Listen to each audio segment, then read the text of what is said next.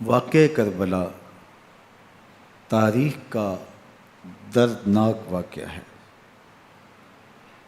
یہ اقتدار کی جنگ نہیں تھی، اقدار کی جنگ تھی۔ دو شخصیتوں کی لڑائی نہیں تھی، دو نظریات کا ٹکراؤ تھا۔ یہ حق اور باطل کا معرکہ تھا۔ یزید ظلم کا استعارہ ہے، حسین ابن علی امن کی علامت ہے۔ یزید جبر کا پتلا ہے، حسین صبر کا پیکر ہے۔ یزید اپنی بدطینت فطرت اور اپنی طبع ناہموار کے باعث دنیا پر ذلت و رسوائی، ظلم، جبر، جور و زیادتی کی علامت بن کے ابھرا، اور حسین ابن علی رضی اللہ تعالی عنہ حق و صداقت کا نشان بن کے ابھرا۔ کربلا کے تپتے ہوئے ریگزار میں حسینی اور یزیدی دو کردار سامنے آتے ہیں۔ اقبال نے کہا تھا، موسیٰ و فرعون و شبیر و یزید، ایند و قوت از حیات آید پدید، زندہ حق از قوت شبیری است، باطل آخر داغ حسرت میری است، سرخ رو عشق غیور از خون او، شوخی ای مصرع از مضمون او، تا قیامت قطع استبداد کر، موج خون او چمن ایجاد کر۔ یزید بہدل کی بیٹی محسون کا ناپاک بیٹا تھا، اور حسین محمد عربی کی بیٹی فاطمہ کا شہزادہ تھا۔ یزید دمشق کے اطراف میں سرجون اور جریر اختل جیسے اوباشوں کے جرمٹ میں پل کے جوان ہوا۔ حسین کے گھر کا دروازہ مسجد نبوی کے اندر کھلتا تھا۔ یزید نشے میں دھت ہو کر کے نمازیں چھوڑ دیتا تھا۔ حسین کی کربلا کے اندر بھی نماز تہجد قضا نہیں ہوئی۔ یزید ظلم کا دوسرا نام ہے، حسین امن کی علامت ہے۔ یزید نے زندگی میں ایک مرتبہ حج کیا اور شراب کے مٹکے ساتھ لے کے آیا، اور اختل اور دیگر گویوں اور مغنیوں کو اپنے ساتھ رکھا تاکہ سفر آسانی سے کٹے۔ حسین ابن علی نے 25 حج سواری ہونے کے باوجود پیدل کیے۔ یزید حج بیت اللہ کے بعد مدینہ المنورہ آیا اور شراب کی ایک مجلس بپا کی۔ حضرت امام حسین رضی اللہ تعالی عنہ جب وہاں پہنچے تو شراب کی پھیلی ہوئی بدبو کو محسوس کرتے ہوئے فرمایا، یہ بو کیسی ہے؟ تو نشے میں دھت یزید بولا، یہ شام میں بنتی ہے، اور ایک جام منگوایا اور اس کو پیتے ہوئے دوسرا جام حضرت امام حسین رضی اللہ تعالی عنہ کی طرف بڑھاتے ہوئے کہا، ابا عبداللہ لیجئے۔ تو حضرت امام حسین رضی اللہ تعالیٰ عنہ نے فرمایا، میں اس کی طرف دیکھتا بھی نہیں ہوں، اور پھر وہ عشقی اشعار پڑھنے لگا۔ جب یزید کی شراب نوشی کا منظر امام حسین رضی اللہ تعالیٰ عنہ اپنی آنکھوں سے دیکھ چکے تھے تو مجھے بتاؤ یزید کے ہاتھ پہ امام حسین کا پاک ہاتھ کیسے آتا؟ حضرت امام حسین رضی اللہ تعالیٰ عنہ جس ماحول میں پلے تھے، جس ماحول میں پرورش پائی تھی، جس ماحول میں رہے تھے، وہ پاکیزہ اور تقدس مآب ماحول تھا۔ اور یزید کبھی اطراف دمشق میں، کبھی غوطہ میں، کبھی الخضرہ محل میں، اور کبھی کہاں داد عیش دیتا رہا اور لہو و لعب کے اندر مصروف رہا، اور اس کی زندگی ان چیزوں سے عبارت تھی۔ وہ محرمات کو حلال قرار دیتا، شراب نوشی اس کی ہڈیوں میں رچی ہوئی تھی، اور شریعت بیضا کا مذاق اڑایا کرتا۔ اور حسین ابن علی رضی اللہ تعالی عنہ کی دوستیاں جن لوگوں سے تھی وہ عبداللہ ابن عباس تھے، عبداللہ ابن عمر تھے، حضرت عبد الرحمن بن ابو بکر رضی اللہ تعالی عنہ تھے۔ یزید تو جوا کھیلتا رہا، یزید تو قمار بازی کرتا رہا، یزید تو شراب نوشی کرتا رہا، اور حسین ابن علی مسجد نبوی کے ممبر میں حضور کے پہلوؤں میں بیٹھتے رہے۔ زمانے نے وہ منظر دیکھا کہ سرخ رنگ کے جوڑے پہنے ہوئے حسنین کریمین حجرہ فاطمہ سے نکلتے ہیں، کم عمری کی وجہ سے کبھی گرتے ہیں کبھی سنبھلتے ہیں، اور آقا کریم خطبہ ارشاد کر رہے ہیں، خطبہ چھوڑ کے حضور نے شہزادوں کو اٹھا لیا۔ وہ منظر بھی زمانے نے دیکھا۔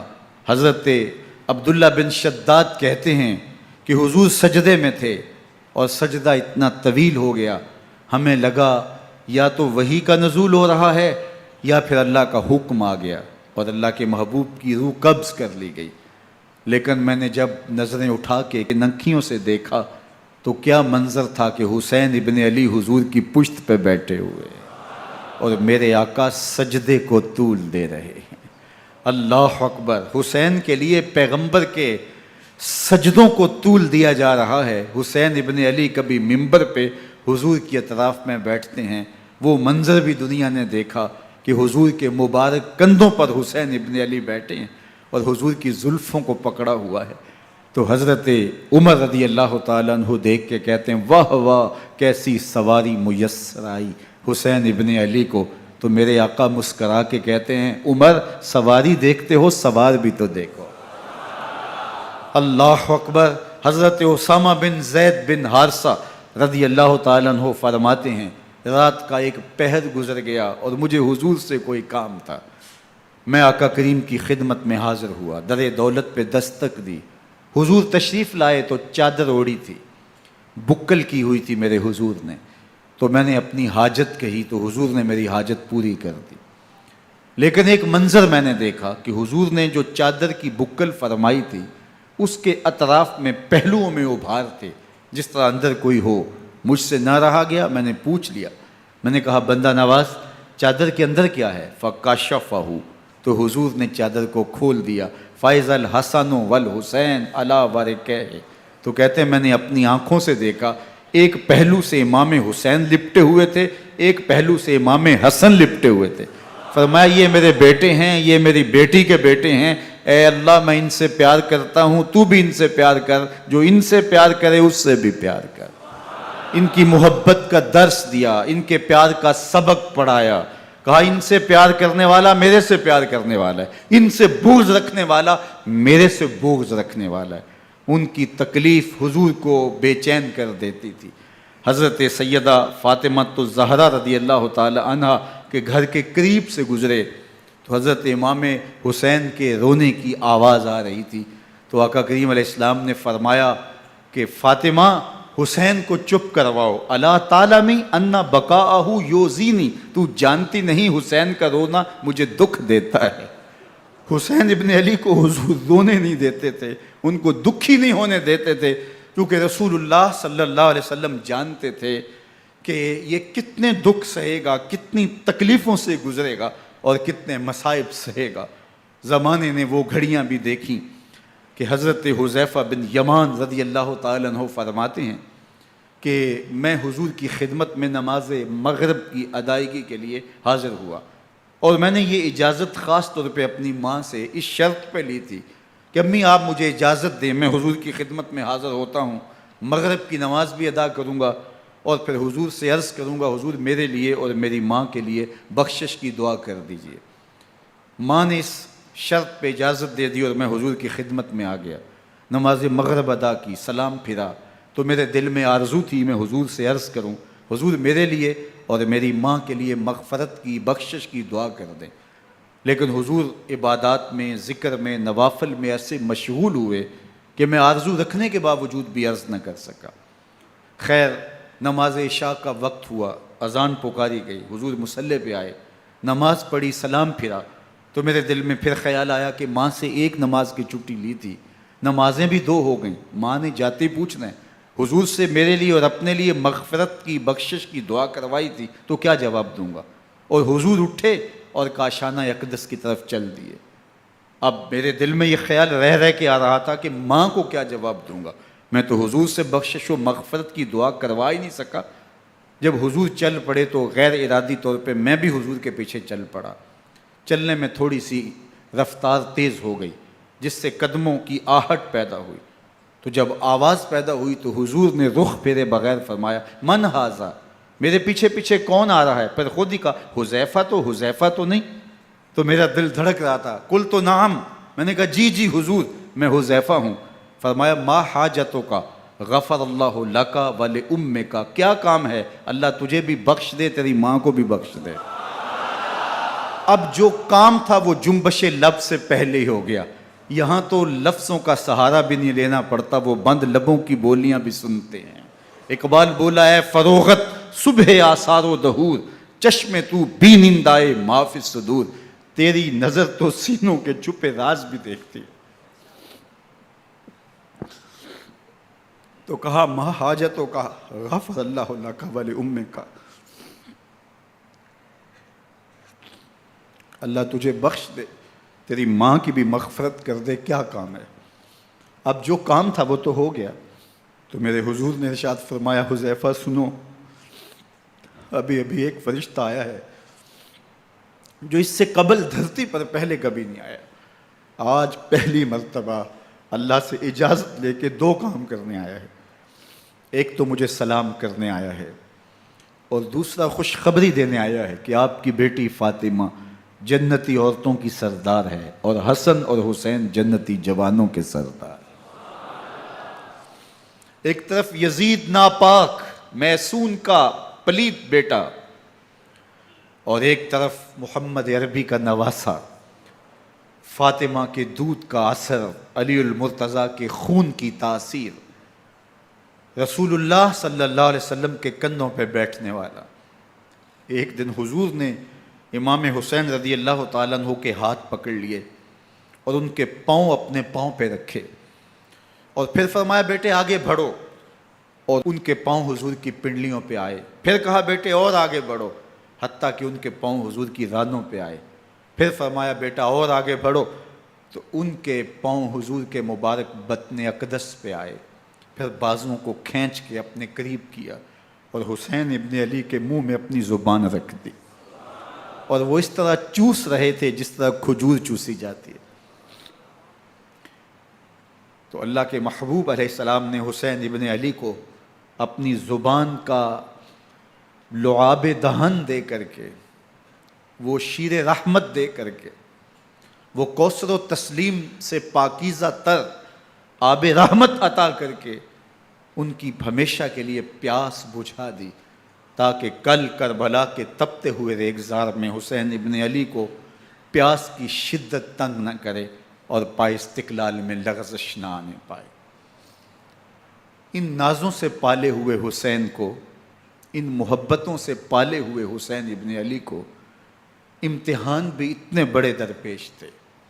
یاری تیری سونا پر ازمیشاں تیریاں اگ، سونا پرکھیا جامدہ ہے نال اگاں دے لگ۔ جتنا بڑا شخص ہوتا ہے اتنی آزمائشیں بھی بڑی ہوتی ہیں۔ پیغمبر رحمت کی آغوش میں کھیلنے والا، حجرہ فاطمہ کا جانشین، مصلی رسول کا وارث، منبر رسول صلی اللہ علیہ وآلہ وسلم پر حضور کے مبارک پہلو اور گود میں بیٹھنے والا حسین، حضور کی زبان چوسنے والا حسین، حضور کے کندھوں پہ سواری کرنے والا حسین، آقا کریم علیہ الصلوۃ والسلام کے مبارک سجدے کی حالت کے اندر حضور کی پشت پہ کھیلنے والا حسین، جس حسین کا دروازہ مسجد نبوی کے اندر کھلتا تھا اور یزید کی کرتوتوں کے چشم دید گواہ تھے۔ یزید جب تخت نشین ہوتا ہے تو اسے یہ فکر ہوتی ہے کہ امام حسین، عبداللہ بن زبیر، عبداللہ بن عمر، عبداللہ ابن عباس یہ میری بیعت کریں۔ اور وہ ولید بن عقبہ کو لکھتا ہے کہ ہر صورت میں ان کی بیعت لو، اور اگر بیعت نہ دیں تو سختی کرو۔ حضرت امام حسین رضی اللہ تعالی عنہ کو بلاوا آتا ہے کہ آپ کو دارالامارت میں گورنر ہاؤس میں بلایا جا رہا ہے، ولید بن عقبہ کا پیغام آپ کو پہنچتا ہے۔ آپ اس وقت فرماتے ہیں کہ اس وقت جو پیغام پہنچا ہے وہ کسی خطرے سے خالی نہیں ہے، تو کچھ سواروں کو ساتھ لیا، کہا تم دارالامارت کے باہر کھڑے رہنا، اگر میری آواز بلند ہوئی تو اندر آ جانا، ورنہ تم انتظار کرنا۔ آپ اندر گئے۔ ولید بن عقبہ نے مروان کو بھی بلایا تھا۔ مروان بن حکم یہ گورنر مدینہ ولید سے پہلے رہ چکا ہے، تو اس نے مشورہ دیا کہ سختی کی جائے۔ خیر ولید بن عقبہ نے کہا کہ یہ خط ہے، حضرت امیر معاویہ کا انتقال ہو گیا اور یزید تخت نشین ہوا ہے، لہٰذا وہ آپ سے بیعت کا مطالبہ کرتا ہے۔ تو حضرت امام حسین رضی اللہ تعالیٰ عنہ نے فرمایا کہ میرے جیسا شخص یوں چھپ کے بیعت نہیں کر سکتا، اور آپ واپس پلٹے۔ مروان بن حکم نے ولید بن عقبہ کو کہا کہ یہ موقع ہے جانے نہ دیا جائے، اگر یہ نکل گئے تو دوبارہ تم قابو نہیں پا سکو گے، اور انہیں یہیں قتل کر دیا جائے۔ حضرت امام حسین رضی اللہ تعالیٰ عنہ نے یہ بات سن لی۔ کہتے ہیں حضرت امام حسین انہی قدموں کے بل واپس پلٹے اور مروان بن حکم سے مخاطب ہو کے کہا، مروان کیا بول رہا ہے؟ وہ خاموش ہو گیا۔ فرمایا تو جانتا نہیں ہم کون ہیں؟ آنا حسین ابن علی ابن ابی طالب، میں حسین ہوں، میں علی کا بیٹا ہوں، ہمارے گھر میں قرآن اترتا رہا ہے، وحی کا نزول ہوتا رہا ہے، اور یزید فاسق ہے، فاجر ہے، مسلمانوں کا قاتل ہے اور شرابی ہے، میں ڈنکے کی چوٹ پہ یزید کی بیعت سے انکار کرتا ہوں۔ بس حیدری کچھار سے محمدی شیر نکل آیا ہے۔ اب اوسان خطا ہو گئے، راستہ چھوڑ دیا، واپس آئے، سیدہ زینب سے ملے، کہا مدینے کو چھوڑنا پڑے گا۔ کہا بھیا کیا ہوا؟ کہا یزید بیعت لینے پہ مصر ہے اور میں کسی صورت بھی بیعت نہیں کروں گا۔ رسول اللہ کا مدینہ ہمارے خون سے لالا زار بنے گا، میں نہیں چاہتا کہ حضور کے شہر نور کی حرمت پامال ہو۔ دوستو وہ کیسا منظر ہوگا جب حسین ابن علی نے آخری حاضری حضور کے روضے پہ دی ہوگی۔ حاجی یا معتمر 10 دن کے لیے، 8 دن کے لیے، 20 دن کے لیے مدینہ المنورہ عارضی سکونت اختیار کرتا ہے، اور حضور کے روضہ انور سے، اس شہر نور سے، ان گلیوں سے، ان بام و در سے ایسا مانوس ہو جاتا ہے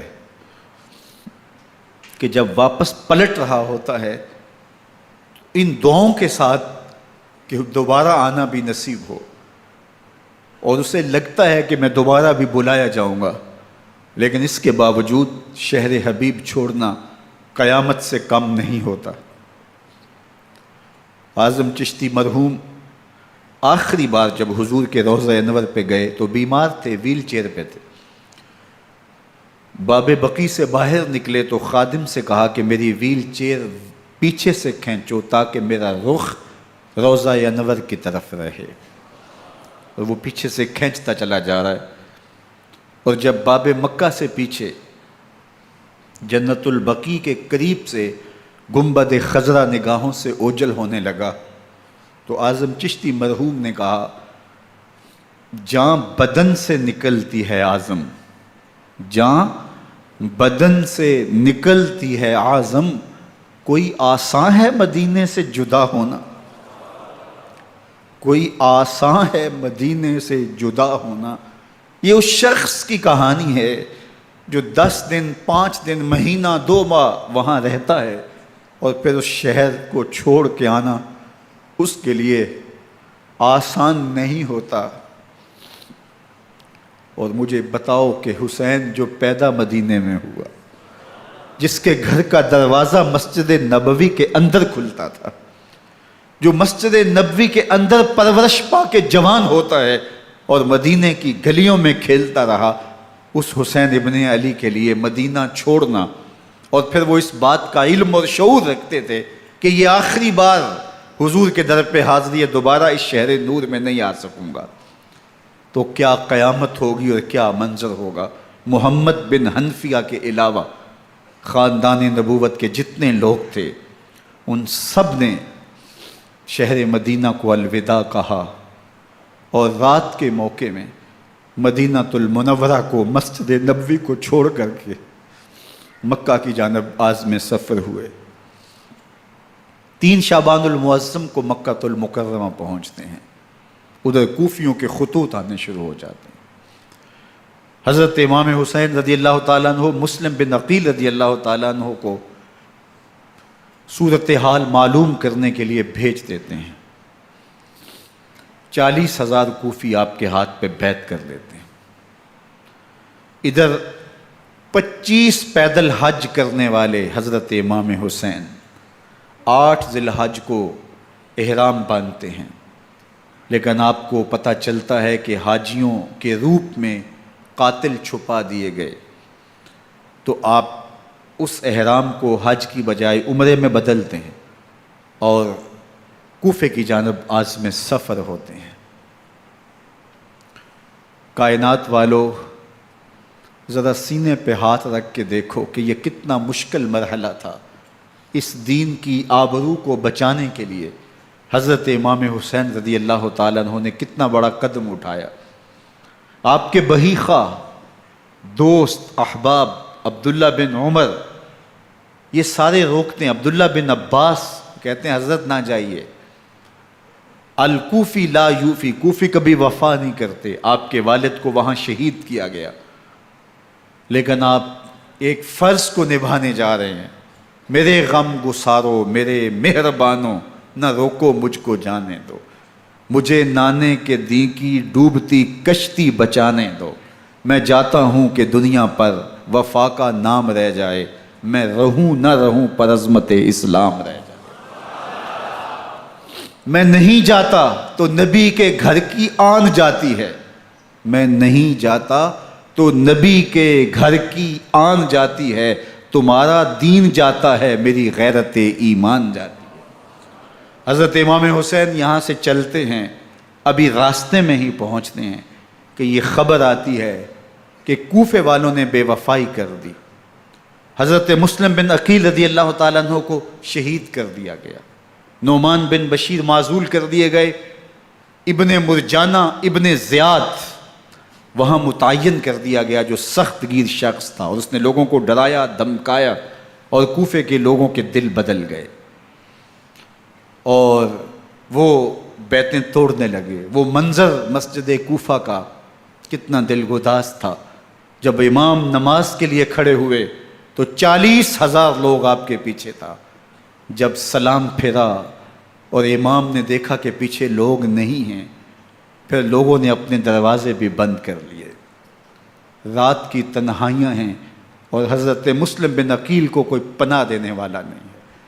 لوگوں نے دروازے بند کر لیے کہ کہیں ہمارے گھر میں نہ آ جائیں اور ہم مشقت اور حکومتی تشدد کا شکار نہ ہوں۔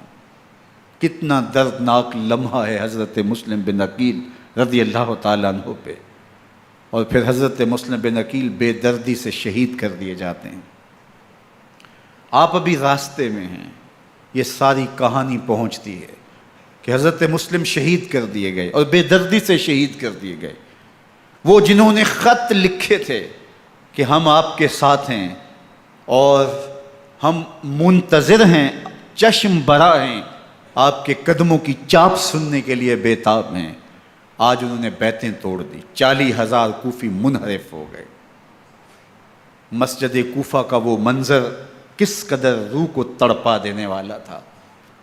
ہم پچھلے سال عصر اور مغرب کے درمیان جب کوفہ پہنچے تو سورج ڈوبنے کے قریب تھا۔ میں نے اپنی زندگی میں اتنا اداس موسم کہیں نہیں دیکھا جتنا اداس موسم کوفے میں دیکھا۔ ایسے لگتا تھا جس طرح کوفے کی آب و ہوا آج بھی شرمندہ ہے۔ جو مسلم بن عقیل اور خاندان نبوت کے ساتھ اہل کوفہ نے کیا، حضرت امام حسین رضی اللہ تعالیٰ عنہ کو ان کے بہی خواہوں نے، اعزاء نے، اقربا نے، دوستوں نے، آوان و انصار نے، ساتھیوں نے کہا کہ حضرت حالات یکسر تبدیل ہو گئے، اب ہمیں مراجعت کر جانی چاہیے، واپس پلٹ جانا چاہیے۔ تو حضرت امام حسین کافی سوچ بچار میں رہے، پھر اس کے بعد آپ نے فیصلہ کیا کہ ہم آگے بڑھیں گے۔ دوستوں نے کہا کہ حضرت اگر آپ آگے بڑھیں گے تو ہمیں لگتا ہے کہ وہ آپ کے ساتھ سلوک اچھا نہیں کریں گے اور آپ بچوں کے سامنے پیاس سے شہید کر دیے جائیں گے۔ تو حضرت امام حسین رضی اللہ تعالیٰ عنہ نے وہاں ایک خطبہ ارشاد فرمایا کہ لوگو تم جو مجھے بتا رہے ہو مجھے اچھی طرح معلوم ہے، جو تم مجھے منظر پیش کر رہے ہو وہ میری نگاہوں میں ہے، اور جو کچھ ہونے والا ہے چشم تصور وہ منظر دیکھ رہی ہے۔ چونکہ حضرت امام حسین رضی اللہ تعالیٰ عنہ کی شہادت کی خبر حضرت امام حسین کے پیدا ہوتے ہی خاندان نبوت میں عام تھی۔ حضور علیہ الصلوۃ والسلام کو یہ بات جبریل امین نے آ کے بتائی تھی جب حسین ابن علی کے ساتھ حضور محبت کا اظہار کر رہے تھے، تو یہ جبریل امین نے آ کے کہا تھا حضور آپ کا یہ بیٹا ارض طف میں شہید کر دیا جائے گا، اور کربلا کی مٹی لا کے حضور کو دی اور ام سلمہ کو حضور نے عطا کر دی۔ حضرت ام سلمہ کہتی ہیں کہ ایک دن میں سوئی تو خواب دیکھا کہ حضور کے مبارک بال بکھرے ہوئے ہیں اور سخت پریشان ہیں، تو میں نے کہا کہ حضور آپ کی یہ کیا حالت ہے؟ وَبِيَدِهِ قَارُورَةٌ، اور حضور کے ہاتھ میں ایک شیشی ہے، فِيهَا دَمٌ، جس کے اندر خون ہے۔ تو میں نے کہا حضور یہ کیا؟ فرمایا میں قتل گاہ حسین سے آ رہا ہوں اور یہ حسین ابن علی کا خون ہے۔ تو کہا 10 محرم کا دن تھا، دوپہر کا یہ منظر تھا، میں قیلولہ کر کے اٹھی، جب میں نے دیکھا تو وہ شیشی جس میں کربلا کی مٹی رکھی تھی وہ خون بن چکی تھی۔ تو یہ خبر پہلے دی گئی تھی، یہ بتا دیا گیا تھا۔ فرمایا میرے دوستو جو تم مجھے بتاتے ہو میں اس سے بے خبر نہیں ہوں، یہ سب کچھ ہونے والا ہے، لیکن اس کے باوجود میں کیوں جا رہا ہوں؟ تو آپ کا ایک تاریخ ساز جملہ ہے جو کربلا کے فلسفے کو ہمارے سامنے رکھتا ہے کہ یہ اتنا بڑا امتحان کیوں دیا۔ حضرت امام حسین رضی اللہ تعالیٰ عنہ نے فرمایا وَلَكُمْ فِي أُسْوَةٌ، میں اس لیے جا رہا ہوں قیامت تک ظلم، جبر اور ناانصافی کے خلاف کھڑے ہونے والوں کے لیے کوئی نمونہ تو ہو۔ میری زندگی قیامت تک ظلم، جبر اور استحصالی نظام کے خلاف کھڑے ہونے والوں کے لیے نمونہ ہے۔ تو حضرت امام حسین رضی اللہ تعالیٰ عنہ نے حق اور باطل کے درمیان ایک سرخ لکیر کھینچ دی اپنے خون سے۔ اب حق اور باطل کا امتیاز کرنا مشکل نہیں ہے، کوئی باطل پہ اڑا رہے تو الگ بات ہے، لیکن امتیاز کرنا مشکل نہیں ہے۔ حدود بالکل واضح کر دیں۔ اقبال نے یہاں کتنی خوبصورتی کے ساتھ اس مضمون کو نبھایا۔ سرخ رو عشق غیور از خون او، شوخی این مصرع از مضمون او، تا قیامت قطع استبداد کر، موج خون او چمن ایجاد کر۔ ایک جہاں آباد کر دیا، حق اور باطل کی راہیں اجال دی۔ اب لوگوں کو یزید کا چہرہ پہچاننے میں دیر نہیں لگتی، وقت کے ہر یزید کا چہرہ آسانی سے پہچانا جا سکتا ہے۔ یہ معرفت زمانے کو کروائی کس نے؟ حسین ابن علی نے کروائی رضی اللہ تعالی عنہ۔ تو حضرت امام حسین نے فرمایا کہ جو میرے ساتھ ہونے والا ہے میں اچھی طرح جانتا ہوں، لیکن میں اس کے باوجود آگے بڑھوں گا۔ پھر بڑھے اور کربلا میں جا کے خیمہ زن ہو گئے۔ 7 محرم کو پانی بند کر دیا گیا، پانی بند ہوا تو کھانا بھی میسر نہیں تھا، لیکن ذکر پانی کا ہوتا ہے اس لیے کہ کھانے کے بغیر انسان کئی دن کاٹ لیتا ہے، لیکن پانی کے بغیر گزر نہیں ہوتی۔ تو فرات کی نہر سامنے اپنی موجوں کے ساتھ چمک رہی ہے، لیکن ایک قطرہ آب بھی آل رسول کو نہیں دیا جا رہا۔ کائنات کے اندر ایسے انوکھے امتحان بھی ہوتے ہیں، وارث ہوں ساقی کوثر کے، مالک ہوں حوض کوثر کے، اور بیٹے ہوں ساقی کوثر کے، اور آج ایک بوند پانی کی بھی میسر نہ ہو۔ صبر کا امتحان ہے، عزیمت کا امتحان ہے۔ حضرت امام حسین رضی اللہ تعالیٰ عنہ خیمہ زن ہو گئے، 3 دن تک پانی بند رہتا ہے، 9 محرم کو رات کی تنہائی میں حملہ آور ہونا چاہتے ہیں، لیکن آپ نے کہا کہ ہمیں اللہ کے حضور عبادت اور ذکر کے لیے وقت دیا جائے۔ ساری رات ذکر میں گزرتی ہے، عبادات میں گزرتی ہیں۔ رات کے اندھیرے میں آپ چراغ بجھا دیتے ہیں۔ آوان و انصار کو کہتے ہیں کہ ان کی دشمنی میرے ساتھ ہے، انہیں میرا خون چاہیے، اگر تم رات کی تاریکی میں نکل جاؤ تو میں تم سے کوئی مواخذہ نہیں کروں گا، اور یہ بھی تمہارا پیچھا نہیں کریں گے، اس لیے کہ ان کا مطلوب تم نہیں ہو، ان کا مطلوب میں ہوں۔ جب چراغ جلایا تو کوئی بھی نہیں گیا۔ مسلم بن اوسجہ کھڑے ہو کے کہتے ہیں حضرت اگر ہمارے بدن کو 70 بار کاٹا جائے اور جلایا جائے اور ہواؤں میں اڑا دیا جائے پھر بھی آپ کا ساتھ نہیں چھوڑیں گے۔ 70 سال کے بوڑھے ہیں حبیب بن مظاہر، کہتے ہیں حضرت آپ کو چھوڑ کے جائیں کہاں، آپ کو چھوڑ کے جائیں کہاں، کوئی ساتھ چھوڑنے کے لیے تیار نہیں ہے، پیاس ہے، سخت گرمی ہے، کربلا کا ماحول ہے، 72 افراد اور خاندان کی خواتین میدان کربلا میں خیمہ زن ہیں، دوسری طرف لشکر اعداء اشقیا 22,000 کی تعداد میں مقابلے میں، ایک روایت 30,000 کی ہے۔ ان صرف 72 پیاسے لوگوں کے لیے اتنے لوگوں کو جمع کرنے کا مقصد خوف زدہ کرنا تھا۔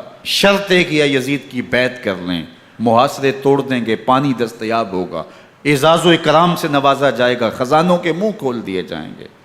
لیکن حسین ابن علی کہتے تھے سب کچھ لٹ جائے گا، باطل کے ہاتھ پہ ہاتھ نہیں رکھوں گا۔ اللہ اکبر۔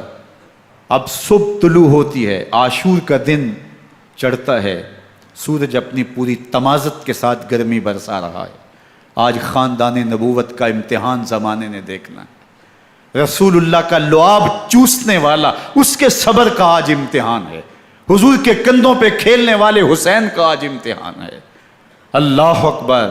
حسین ابن علی تمام حجت کرتے ہیں میں نے تمہارا کچھ نہیں بگاڑا، میں نے کسی کا خون نہیں کیا، میں نے کوئی زیادتی نہیں کی، تم کیوں میرے قتل کے در پہ ہو؟ تم جانتے نہیں میں کون ہوں؟ میں تمہارے نبی کا نواسا ہوں، رسول اللہ صلی اللہ علیہ وآلہ وسلم کے کندھوں پہ کھیلتا رہا ہوں، حضور کا لعاب چوستا رہا ہوں، اور میں بوسہ گاہ رسول صلی اللہ علیہ وآلہ وسلم ہوں۔ لیکن ان اشقیاء کے دل پر کوئی چیز اثر انداز نہیں ہوتی۔ ایک ہور ہے، اللہ اس کے دل میں نرمی ڈالتا ہے۔ پہلے تو امام حسین کو گھیر کے لے کر کے آتا ہے، لیکن بعد میں وہ قافلہ یزید سے قافلہ حسین کی طرف آ جاتا ہے۔ امام حسین فرماتے ہیں تو دنیا میں بھی ہور ہے، آخرت میں بھی ہور ہے، آزادی مل جاتی ہے۔ باقی 22,000 کا لشکر جرار امام حسین کے قتل کے در پہ ہے۔ پھر تاریخ نے خاندان نبوت کا وہ انوکھا امتحان دیکھا۔ حضرت امام حسین کے بچے بالخصوص خواتین پیاس کی شدت میں حلق خشک ہیں۔ حضرت سکینہ تڑپ کے اپنے باپ سے کہتی ہیں کہ مجھے 6 ماہ کے علی اصغر کی پیاس نہیں دیکھی جا رہی۔ بچے کو ہاتھوں پہ اٹھاتے ہیں اور نہر فرات کے کنارے پہنچ کے فرماتے ہیں اشقیاء سے مخاطب ہو کے تمہارا معاملہ میرے ساتھ ہے، اس 6 ماہ کے بچے نے تمہارا کچھ نہیں بگاڑا، اور چلو بھر کے اس کا حلق سیراب کرنا چاہتے ہیں۔ ایک 2 شاخہ تیر آتا ہے جو حضرت علی اصغر کے گلے کو چیر دیتا ہے۔ راوی لکھتے ہیں کہ وہ عام تیر نہیں تھا، جانوروں کو شکار کرنے کے لیے جو بڑے تیر ہوتے ہیں وہ 2 شاخہ تیر تھا، وہ گردن کو کاٹ دیتا ہے، خون بہنے لگتا ہے، گردن لٹک جاتی ہے۔ حضرت امام حسین وہ بہتا ہوا خون اپنے چلو میں لیتے ہیں اور آسمان کی طرف اچھال کے کہتے ہیں مالک حسین کی یہ قربانی بھی قبول فرما۔ یہ تماشا لب بام نہیں ہے، بچہ بیمار ہو ڈاکٹر جواب دے دیں، ماں باپ کے ہاتھ پھول جاتے ہیں، زندگی کی سانسیں ابھی چل رہی ہوتی ہیں، لیکن ڈاکٹر کہے کہ یہ میرے بس کا روگ نہیں ہے، کہیں اور لے جاؤ، تو زندگی کا لف و نشر غیر مرتب ہو جاتا ہے۔ میں سلام پیش نہ کروں حسین ابن علی کو، 6 ماہ کا علی اصغر ہاتھوں میں دم توڑتا ہے، گردن لٹک جاتی ہے، خون بہہ رہا ہے، اب خیموں کی طرف بڑھ رہے ہیں، لیکن زبان پہ شکایت نہیں ہے، کہتے ہیں مالک حسین کی یہ قربانی قبول کر لے۔ اب خیموں کی طرف آنا، شہر بانوں ام رباب سیدہ زینب حضرت سکینہ سلام اللہ علیہا کا سامنا کوئی آسان کام نہیں تھا، لیکن حسین ابن علی آتے ہیں، شہزادے کو یہاں خیموں کے قریب رکھ کے کہتے ہیں کہ یہ حوض کوثر سے سیراب ہو گیا ہے۔ اللہ اکبر، کوہرام مچ جاتا ہے خیموں کے اندر، کیا منظر ہوگا اور ان کو کن الفاظ کے پیرائے میں ڈھال کر کے ان کیفیات کو بیان کیا جا سکتا ہے جو اہل بیت کے خیموں کے اندر علی اصغر کی شہادت کے بعد کا منظر رقم ہو رہا ہوگا۔ اللہ اکبر، ادھر اشکیا آوازیں دے رہے ہیں، مبارزت کے لیے پکار رہے ہیں۔ زمانے نے پھر وہ منظر بھی دیکھا کہ جوان بیٹے کو 18 سال کی کمائی حضرت امام حسین میدان عمل میں بھیج رہے ہیں۔ وہ علی اکبر جو حسین کا نور نظر ہے، آنکھوں کا قرار ہے، دل کی تسکین ہے۔ اور پھر حضرت علی اکبر جب گھوڑے کی زین سے فرش زمین پہ گرتے ہیں تو باپ کو آواز دیتے ہیں، اور حضرت امام حسین جو ہے وہ آگے جا کے بیٹے کی لاش اٹھاتے ہیں۔ اللہ اکبر، 18 سال کے بیٹے کی لاش کو کندھوں پہ اٹھا کے خیموں تک لاتے ہیں اور ہاتھ پھیلا کے کہتے ہیں مالک حسین کی یہ قربانی بھی قبول فرما۔ کبھی قاسم بن حسن کی لاش اٹھا کے لاتے ہیں، کبھی اون و محمد کی لاشیں اٹھا کے لاتے ہیں، بھتیجوں کی، بھانجوں کی، بھائی عباس کے کٹے ہوئے بازو اور زخموں سے چھدا ہوا لاشا۔ کیا کیا قیامتیں تھیں جو اس کربلا کے ایک میدان کے اندر نہیں توڑی گئیں۔ حضرت امام حسین پر دکھ پہ دکھ، تکلیفوں پہ تکلیفیں۔ اب 71 لاشیں اٹھا کے خیموں تک پہنچا چکے، اور ادھر مبارزت کی دعوت دی جا رہی، آؤ میدان عمل میں آؤ، اب دیر کیوں کر رہے ہو۔ رسول اللہ کا حرم، رسول اللہ کی شہزادیاں جو نازوں میں پلی تھیں، وہ کلیاں جو شبنم کا بوجھ بھی گوارا نہیں کر سکتی تھی، آج مصیبتوں کے پہاڑ ٹوٹ گئے۔ حضرت امام حسین کبھی شہربانوں کو، کبھی ام رباب کو دلاسا دیتے ہیں، کبھی حضرت زینب کو کہتے ہیں۔ حضرت زینب کربلا کے اس میدان کے اندر بڑے حوصلے کے ساتھ اپنے بھائی کے ساتھ کھڑی رہی، اپنے 2 بیٹے راہ خدا میں پیش کیے، ان کی لاشیں وصول کیں، لیکن زینب جس جرأت کے ساتھ، جس پامردی کے ساتھ اس سارے منظر کو حوصلے کے ساتھ سہتی رہی، وہ یقیناً حوصلہ سیدہ زینب سلام اللہ علیہا کا ہی ہے۔ لیکن یہ وہ منظر تھا کہ زینب کا دل بھی ڈول گیا جب حسین ابن علی گھوڑے پہ بیٹھنے لگے اور ان کو گھوڑے میں بٹھانے والا کوئی نہیں تھا، اور جو بھی سوار جاتا پھر واپس اس کی لاش ہی آتی اور حسین ابن علی لے کے آتے۔ آج حسین ابن علی جا رہے ہیں، زندگی کا سارا سرمایہ لٹ رہا ہے، حضرت زینب سلام اللہ علیہا سنبھل نہیں رہی۔ حضرت امام رضی اللہ تعالیٰ عنہ اٹھے اور آپ نے حضرت زینب کو صبر کی تلقین کی اور کہا کہ صبر ہی بہترین ذریعہ ہے اور اللہ کی قربت کا ایک بہترین سبب ہے، اور ان کو صبر کی تلقین کرتے ہوئے فرمایا کہ میرے بعد تم نے اس ذمہ داری کو سنبھالنا ہے اور ان مخدرات اسلام کی، ان شہزادیوں کے پردے کی تم نے حفاظت کرنی ہے۔ اور پھر گھوڑے کی زین کس کے امام حسین لشکر اشکیا کی طرف بڑھتے ہیں۔ اب خیموں سے سسکیوں کی آواز آ رہی ہے، ان کا سردار، ان کا تاجدار آج سب کو چھوڑ کے کربلا کے میدان کی طرف بڑھ رہا ہے۔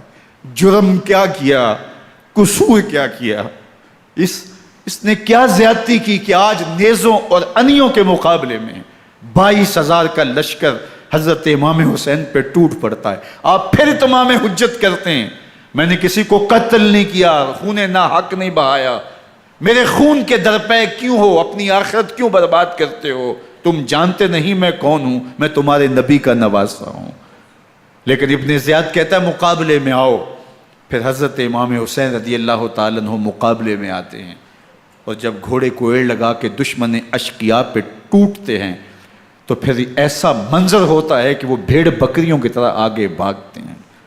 71 زخم کلیجے پہ لیے شجاعت کا یہ پیکر جب میدان میں آتا ہے، آواز آتی، یہ کون ذی وقار ہے، بلا کا شاہ سوار ہے، لباس ہے پھٹا ہوا غبار سے اٹا ہوا، تمام جسم نازنی چھدا ہوا کٹا ہوا، یہ نبی کا نور عین ہے، یہ بالیقین حسین ہے، یہ حسین ابن علی ہے رضی اللہ تعالیٰ عنہ۔ پھر چاند بادلوں میں گھر جاتا ہے، شامی غنڈے تیر برساتے ہیں، تلواروں سے آپ کے بدن پر ضربیں لگاتے ہیں اور نیزوں سے آپ کے بدن کو پرو دیتے ہیں۔ جب آپ کا پیراہن بعد میں اتارا گیا تو آپ کے پیراہن میں 122 سوراخ تیروں کے تھے، 33 زخم تلواروں کے اور 34 گھاؤ نیزوں کے تھے۔ جب گھوڑے کی زین سے فرش زمین پر آئے، بدن چھلنی تھا، زخم زخم سے خون بہ رہا تھا، 3 دن کا پیاسا حسین، اللہ اکبر، بدن زخموں سے چور، 71 لاشیں کلیجے پہ لیے، مخدرات اسلام کے پردے کا خیال دل میں الگ ہے، لیکن گھوڑے کی زین سے جب فرش زمین پہ امام حسین آتے ہیں، زبان پہ ہائے نہیں، نالا و شیون نہیں، چیخ و پکار نہیں، آتے ہی پیشانی سجدے میں رکھتے ہیں اور پکارتے ہیں اللہم ردن بقضائک وصبرن علی بلائک تسلیمن لامرک سبحان ربی الاعلی۔ مالک گھر لٹا کے، بچے لٹا کے، خاندان سب کچھ قربان کر کے، اپنے بدن کو زخموں سے چھلنی کروا کے، تیروں اور نیزوں کی انیوں سے اپنے آپ کو زخمی کروا کے، تیرے حضور سر جھکا کے یہ اقرار کرتا ہوں کہ حسین تیری تقدیر پہ راضی ہے، مالک تو بھی بتا، تو بھی حسین پہ راضی ہوا ہے کہ نہیں ہوا؟ آواز آ رہی ہے، اس پیاسے پر علی شیر خدا کو ناز ہے، اس نواسے پر محمد مصطفیٰ کو ناز ہے، اوروں نے بھی سجدے کیے پر اس کا عجب انداز ہے، اس نے وہ سجدہ کیا جس پر خدا کو ناز۔ حسین ابن علی رضی اللہ تعالیٰ عنہ کا سر انور دستے قاتل نے تب کاٹا جب وہ سجدے میں جھکا ہوا تھا۔ یزید نے کہا میں بیعت لوں گا، امام حسین نے کہا کبھی بھی نہیں دوں گا، یہ سر کٹ سکتا ہے جھک نہیں سکتا۔ سر کاٹ کے نیزے کی نوک پہ چڑھا دیا گیا اور یہ اس بات کا اعلان تھا کہ ہم جیت گئے اور حسینی ہار گئے، اور لشکر یزید میں غوغا مچ گیا، نقارے بجنے لگے کہ ہم جیت گئے، دیکھو امام حسین شہید کر دیے گئے، اور سر کاٹ کے نیزے کی نوک پہ چڑھایا گیا۔ لیکن لشکر یزید سے ہی آواز آئی یہ کیسا سر ہے جو کٹ کے بھی سر بلندی ہے، کٹ گیا ہے پھر بھی اونچا ہے، اللہ اکبر، یہ سر سجدے میں کٹا ہے، رب کے حضور عبادت کی حالت میں کٹا ہے، حسین آج بھی سجدے میں ہے، اللہ اکبر، حسین آج بھی سجدے میں ہے، بلکہ کٹے ہوئے سر کا رخ زمین کی جانب تھا اور کٹی گردن آسمان کی طرف، یوں نیزے پہ پرویا گیا، اللہ اکبر۔ ایک شاعر نے نقشہ کھینچا، بآنکھ سر نیزے پہ اور سوئے زمین ہے روح، یعنی سجدہ ثانی کی ہے آرزو۔ رکعت کے 2 سجدے ہوتے ہیں، ابھی ایک سجدہ ہوا تھا کہ دست قاتل نے سر کاٹ دیا، کہا حسین کی پیشانی میں دوسرے سجدے کی تمنا مچل رہی ہے۔ یہ تھا حسین ابن علی کا سجدہ، ساری زندگی رب کے حضور سجدہ قضا نہیں ہونے دیا۔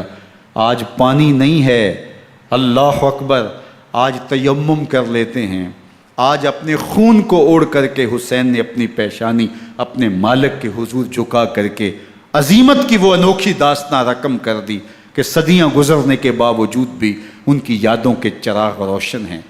جب حضرت امام حسین اور دوسرے آیان و انصار کو شہید کر دیا گیا تو ان کے سر نیزوں کی نوک پہ چڑھا دیے گئے، حضرت امام حسین کا کٹا ہوا سر اور باقی 71 افراد کے کٹے ہوئے سر نیزوں کی نوک پہ، اور 10 سواروں کو ابن سعد نے کہا کہ ان کو رون دو، اور گھوڑوں کی ٹاپوں تلے حضرت امام حسین رضی اللہ تعالیٰ عنہ اور ان کے آوان و انصار کو جو ہے وہ روندا گیا، حتیٰ کہ ان کی استخوان مبارک، ان کی ہڈیاں بھی چور چور ہو گئیں۔ روننے سے قبل ان کا لباس اتار لیا، ان کے کپڑے اتار لیے گئے، اللہ اکبر، کیسی دردناک گھڑیاں تھیں۔ یزید کا صرف یہی بد کرداری کا مرحلہ نہیں تھا، اس کربلا کے صحرا کے اندر یزید نے جس طرح امام حسین رضی اللہ تعالیٰ عنہ کو شہید کیا اور حضرت امام حسین کے خاندان کو شہید کیا، جب مدینہ المنورہ پر یزید نے مسلم بن عقبہ کو مقرر کیا، جس کو بزرگوں نے مصرب بن عقبہ کہا ہے، تو اس کو کہا 3 دن تک مدینے کا حرم تمہارے لیے حلال ہوگا، جو چاہو تم کرنا، اور شامی فوجوں کو اجازت ہوگی۔ تو وہاں بھی انہوں نے 10,000 تابعین اور 700 صحابہ کو شہید کیا۔ حضرت ابو سعید خدری رضی اللہ تعالیٰ عنہ گھر سے باہر نکلے، کافی بوڑھے ہو چکے تھے، تو انہوں نے حضرت ابو سعید خدری کو پکڑ لیا، کہا تم کون ہو؟ کہا مجھے ابو سعید خدری کہتے ہیں۔ تو کہا ہاں تمہارا نام سنا ہے، اور داڑھی سے پکڑ کے کھینچا اور کہا کہ ہے تمہارے پاس جو ہمیں دو؟ تو کہا کہ میرے پاس تو کچھ بھی نہیں، میں تو فقیر آدمی ہوں۔ تو ان کے گھر ان کو لے گئے، تو 2 کبوتر رکھے تھے حضرت ابو سعید خدری نے، تو وہ کبوتر لوٹ کے لے گئے۔ اللہ اکبر۔ حضرت ابن سنان رضی اللہ تعالیٰ عنہ کو، جو حضور کے علم بردار تھے فتح مکہ کے دن، ان کو ستو پہلے پلائے اور پھر ان کی گردن کاٹی گئی، اور کہا یہ ہے وہ ستو جو تم زندگی میں آخری بار پیو گے۔ ایک گھر میں داخل ہوئی شامی فوج، تو ایک خاتون کے ابھی بچہ پیدا ہوا تھا، اور قابلہ نے، دائیا نے، وہ بچہ ماں کی چھاتی پہ لٹایا، اور وہ ماں کا پہلا دودھ پی رہا تھا۔ تو یہ جا کے کہنے لگے نکالو تمہارے پاس جو کچھ ہے۔ تو اس خاتون نے کہا تم جانتے ہو یہ بچہ کون ہے؟ تو انہوں نے کہا ہم نہیں جانتے۔ کہا یہ حضرت ابن ابی کبشہ انماری رضی اللہ تعالیٰ عنہ کا بچہ ہے، اور یہ وہ صحابی ہیں کہ جو بیت الشجرہ کے موقع پہ حضور کے ہاتھ پہ بیعت کرتے ہیں۔ انہوں نے اس چیز کا لحاظ نہ کیا کہ جو کچھ ہے وہ ہمیں دو، ورنہ تیرے بچے کو نہیں چھوڑیں گے۔ تو ماں بچے سے مخاطب ہو کے کہتی ہے، ابھی بچہ پیدا ہوا ہے اور ماں سے پہلا دودھ پی رہا ہے، کہ بیٹے اگر میرے پاس کچھ ہوتا، وہ قیمتی سے قیمتی چیز بھی ہوتی، تیری جان کے لیے قربان کرتی، لیکن اس وقت میرے پاس کچھ ہے نہیں۔ تو ایک شکی آگے بڑھا اور بچے کو ایک ٹانگ سے پکڑ کے کھینچ کے دیوار کے ساتھ پٹک کے مارا، جس سے دماغ کا بھیجا نکل گیا۔ کیا کیا زیادتیاں نہیں کی۔ 700 صحابہ حرہ کے واقعہ میں شہید کیے یزید نے، اور 10,000 تابعین شہید کیے۔ مسجد نبوی میں ممبر رسول کے ساتھ گھوڑے باندھے، اور وہ ممبر رسول اور مصلی رسول کے قریب لید کرتے رہے۔ حضرت سعید بن المسیب فرماتے ہیں میں نابینا تھا اور حضور کے روضہ انور کے پاس بیٹھا تھا، اور یزید کے سپاہی آتے، جو بھی مسجد میں نظر آتا پکڑ کے لے جاتے، مجھے نابینا سمجھ کے چھوڑ دیتے، لیکن میں پریشان تھا کہ ظہر کا وقت ہوگا، عصر کا وقت ہوگا، مغرب عشاء کا وقت ہوگا، نہ اذان، نہ اقامت، نہ جماعت، تو کیسے مجھے پتہ چلے گا کہ نماز کا وقت ہو گیا، اور کیسی میری نمازوں کا کیا بنے گا؟ میں اس فکر میں بیٹھا تھا۔ لم ازل اسمع الاذان والاقامت من قبر رسول اللہ صلی اللہ علیہ وآلہ وسلم۔ فرماتے ہیں جب بھی پھر نماز کا وقت آیا، گنبد خضرا سے اذان کی بھی آواز آئی، اقامت کی بھی آواز آئی۔ 3 دن تک مسجد نبوی کے اندر گھوڑے بندے رہے، اور مدینہ کی حرمت پامال کی۔ مدینہ کے گھروں کے اندر یہ بدکماش داخل ہوئے، اور جو بدکاریاں انہوں نے کی کلیجہ منہ کو آتا ہے۔ 1002 شیزائیں ان بدکاروں کی بدکاریوں کی وجہ سے کنواری حالت کے اندر حاملہ ہوئی۔ 3 دن تک مدینے کا حرم انہوں نے پامال کیا، اور پھر مکہ المکرمہ میں کعبۃ اللہ پر گولے برسائے، اور کعبہ کا غلاف جل گیا۔ وہ تو یزید مر گیا، اور حضرت عبداللہ ابن زبیر رضی اللہ تعالیٰ عنہ نے اپنی خلافت کا اعلان کیا۔ یزید کے یہ کرتوت تھے، ادھر اہل مدینہ کو ستایا، ادھر اہل مکہ کو ستایا، اور رسول اللہ صلی اللہ علیہ وسلم کے خانوادے کی بے حرمتی اور توہین کی۔ نہ صرف انہیں قتل کیا گیا، ان کی لاشوں پہ گھوڑے دوڑائے۔ ابن سعد اور شمر جو ہے وہ خیموں میں داخل ہوا، اور مخدرات اسلام کی چادریں چھیننے کی کوشش کی۔ حضرت زینب سلام اللہ علیہ نے مخاطب ہو کے کہا ہمارے چہرے کے رکھوالے چلے گئے ہیں، ظالم تو خیال نہیں کرتا ہم رسول اللہ کی بیٹیاں ہیں۔ حضرت شہربانو، حضرت زین العابدین اور حضرت زینب سلام اللہ علیہ، ان تینوں کو ایک اونٹ پہ باندھا گیا، اور باقی اونٹوں پہ باقی سادات کو، حضور کی شہزادیوں کو باندھا گیا، رسیوں میں جکڑا گیا، اور اونٹوں پہ باندھ کر کے کوفے کی جانب آگے آگے شہیدوں کے سر چل رہے ہیں، اور پیچھے یہ قافلہ چل رہا ہے۔ اور جب یہ قافلہ وہاں سے گزرا جہاں لاشیں پڑی تھیں، امام زین العابدین 14 سال کے تھے اور بیمار تھے، اور ان کا حوصلہ نہ ہوا، وہاں غشی ان کے اوپر آنے لگی، اور وہ منظر ابن کثیر نے، باقی لوگوں سب نے لکھا ہے کہ پھر جب ان کی یہ حالت ہوئی تو پھر سیدہ زینب سلام اللہ علیہ، جنہوں نے ابھی تک بڑے حوصلے کے ساتھ ساری مشکلات کا مقابلہ کیا تھا، اب ان کے بندھن ٹوٹ گئے اور آنکھوں سے آنسو بہنے لگے، اور سیدہ زینب نے امام حسین رضی اللہ تعالیٰ عنہ کی لاش پہ کھڑے ہو کے، اور وہ روندی ہوئی لاش، ٹوٹی ہوئی ہڈیاں، اور وہ برینا بدن، کٹا ہوا سر نیزے کی نوک پہ، اور لاش یہ پڑی ہے، تو حضرت سیدہ زینب نے مدینے کی طرف منہ کر کے جو ہے وہ حضور سے فریاد کی، یا محمد آہو، یا محمد آہو، ھذا حسین بالآراء مزمل بالدماء، یا محمد آہو بناتوں کا سبایا۔ یا رسول اللہ، اے پیارے آقا، یا جد آہو، اے ہمارے نانا محترم، یہ دیکھیے آپ کا حسین پڑا ہوا ہے، بدن سے کپڑے اتار لیے گئے، خاک ہوائیں اڑا رہی ہیں، اور اس کے اوپر چادر جو ہے وہ مٹی کی پڑ گئی ہے۔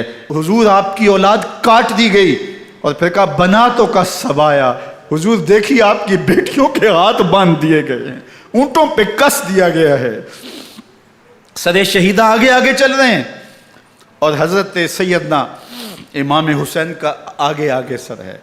راستے کے اندر ایک جگہ آئی، رات گزری اور ان کو اتارا گیا۔ رات کا موقع تھا، ایک خاتون آئی اور اس نے کوئی کھانا پیش کیا ان کو، اور کہا کہ میں کسی زمانے میں حضرت سیدہ فاطمہ زہرا کی نوکری کیا کرتی تھی، ان کی لونڈی تھی، ان کی کنیز تھی، اور آج مجھے پتہ چلا کہ آپ لوگ گزر رہے ہیں، تو میں نے کہا کہ میں اپنی مخدومہ کے خاندان کی خدمت کروں۔ اور پھر اس نے کہا کہ اس وقت سیدہ کی گود میں ایک 6-7 ماہ کی بچی تھی جس کو زینب کہا کرتے تھے، تو سیدہ زینب نے کہا کہ اماں اگر پہچانتی ہو تو وہ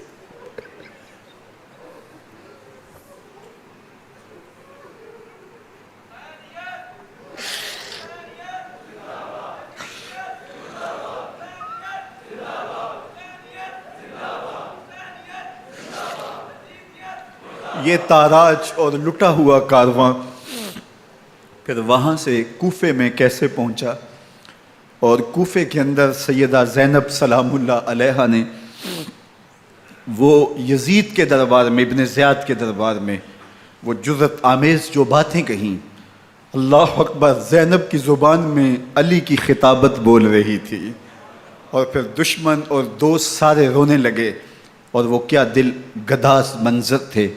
اور پھر یہ سروں کا قافلہ اور سادات کرام کا مشکیں کسی ہوئی ہیں اور اونٹوں پہ باندھے ہوئے، ان کو وہاں سے پھر قادسیہ اور قادسیہ سے پھر دمشق یزید کے دربار میں پہنچایا گیا، اور وہاں سے یہ لٹے ہوئے خانمہ برباد تاراج لوگ مدینہ المنورہ میں کیسے پہنچے، اور اہل مدینہ نے کیسے استقبال کیا، اور وہ منظر کتنا دلگداز تھا جب اہل مدینہ زینب سے پوچھتے تھے زینب حسین کہاں ہے؟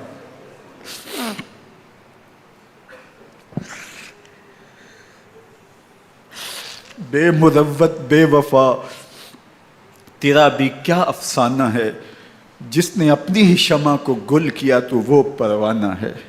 اپنے پیغمبر کے شہزادوں کو اور اپنے پیغمبر کی شہزادیوں کو جو دکھ اس امت نے دیے، یہ کائنات کی ایک انوکھی داستان ہے۔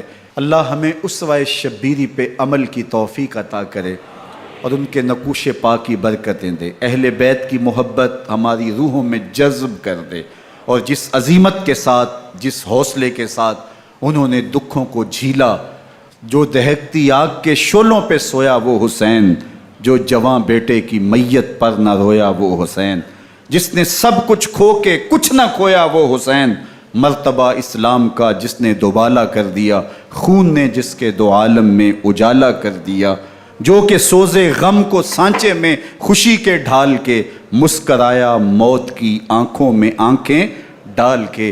اے حسین ابن علی تم پر سلام، نازش آل نبی تم پر سلام۔ ذرا میرے ساتھ یہ پڑھ لیجئے، اے حسین ابن علی تم پر سلام،